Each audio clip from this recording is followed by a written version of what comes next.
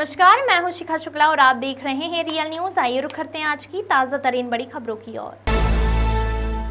मेरठ में बीती 24 फरवरी को परतापुर क्षेत्र में बैंक के विजिलेंस अफसर पर हुए जानलेवा हमला की घटना का सनसनीखेज खुलासा हुआ है।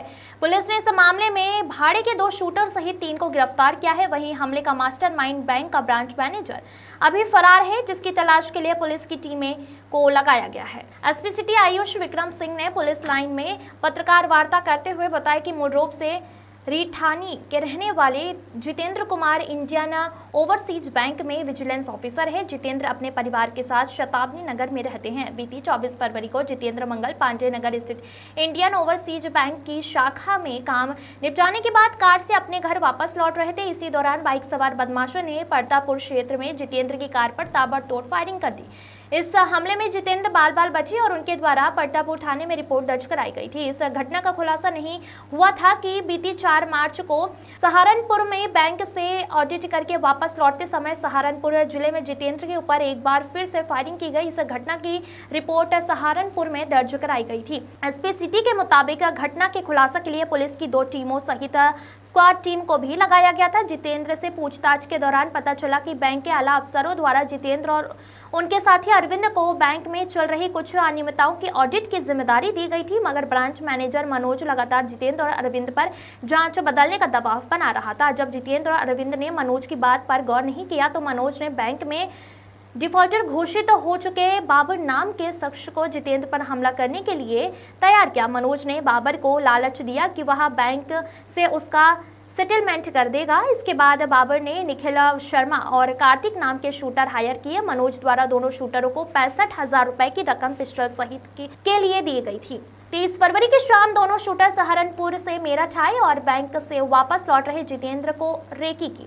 इसके बाद 24 फरवरी को दोनों शूटरों ने बैंक से लौटते समय जितेंद्र पर फायरिंग की। हालांकि हमले में जितेंद्र बच गए। हमला करने के बाद दोनों हमलावर सहारनपुर फरार हो गए थे। बाबर द्वारा हमलावरों को बताया गया कि जितेंद्र को गोली नहीं लगी है। इसके बाद जब 4 मार्च को जितेंद्र सहारनपुर के बैंक में ऑडिट करके लौट रहे थे तो हमलावरों ने एक बार फिर से जितेंद्र के ऊपर फायरिंग की, मगर खुशकिस्मती से जितेंद्र इस बार भी बाल बाल बच गए। रूपा सिंह की रिपोर्ट। फायरिंग के मामले में 3 आरोपी गिरफ्तार हुए। कहां से गिरफ्तारी की है, क्या मामला है? देखिए, कुछ दिन पहले थाना परतापुर क्षेत्र में एक बैंक एम्प्लॉय के ऊपर फायरिंग की घटना कार्य की गई। इस घटना के संबंध में एएसपी ब्रह्मपुरी के निर्देशन में जो शहर की स्वाट टीम है और थाना परतापुर की 2 टीमें लगाई गई थी। इस घटना का सफल अनावरण कर लिया गया है। जो जितेंद्र हैं वो एक बैंक एम्प्लॉय हैं। ये विजिलेंस ऑफिसर है इंडियन ओवरसीज़ बैंक में। इंडियन ओवरसीज़ बैंक ने एक जांच खोली थी बैंक अनियमितताओं को लेकर, क्योंकि सहारनपुर की 2 जो ब्रांचेज हैं इनकी, घंटाघर पे और मंगल पांडे नगर पे, उसके संबंध में थी। यहाँ से 2 लोग थे, अरविंद और जो जितेंद्र हैं, ये दो लोग जांच कर रहे थे। जो वहाँ के मैनेजर थे, ब्रांच मैनेजर मनोज कुमार, वो लगातार जांच में अड़चन पैदा करने का प्रयास कर रहे थे। जब उन्होंने देखा कि जांच फिर भी नहीं रुक रही है तो मनोज ने एक बाबर नाम का व्यक्ति है जो कि तेल रुपाई का काम करता है, तेल निकालता है, उसका काम नहीं चल रहा था, उसके ऊपर काफ़ी लोन हो चुका था। तो बाबर काफ़ी दिन से मनोज के पास आ रहा था अपना बैंक सेटलमेंट को लेके। तो मनोज ने बाबर को एक काम सौंपा कि तुम 2 लड़के मुझे प्रोवाइड करो और जो कि मुझे किसी को इलाज करना है, किसी का मतलब काम करना है, कुछ करना है। उसके बाद जो बाबर है उसने 2 लड़के, एक कार्तिक और दूसरा निखिल, इन दोनों को लेके आता है, इससे मिलाता है। मनोज जो है 65,000 रुपये बाबर को देता है वेपन खरीदने के लिए और जो खर्चे होते हैं उसके लिए।